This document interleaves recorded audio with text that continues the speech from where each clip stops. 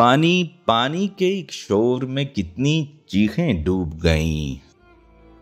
पहले कुछ आवाजें उभरी, आखिर सांसें डूब गईं। कौन सुधाए बिफरा पानी, कौन सारे मट्टी को, दरियाओं पर पुश्ते बांधने वाली बाहें डूब गईं।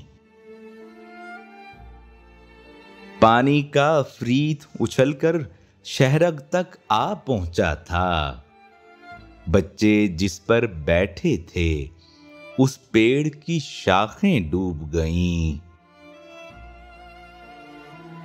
पत्थर कूटने वाले हाथों में बच्चों के लाशें थे। शहर को जाने वाली सारी टूटी सड़कें डूब गईं। बर्बादी पर गिरिया करने की मोहलत भी पास न थी।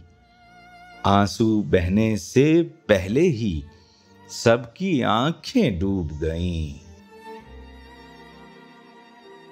बस्ती में कोहराम मचा था, आदम रोजी मांग रहा था। राज़िक राज़िक कहते कहते सबकी नब्जें डूब गईं।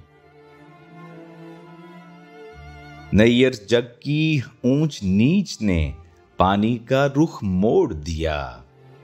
नैयर जग की ऊंच नीच ने पानी का रुख मोड़ दिया। तेरी मिल तो वहीं खड़ी है, मेरी फसलें डूब गईं। तेरी मिल तो वहीं खड़ी है, मेरी फसलें डूब गईं। मेरी फसलें डूब गईं।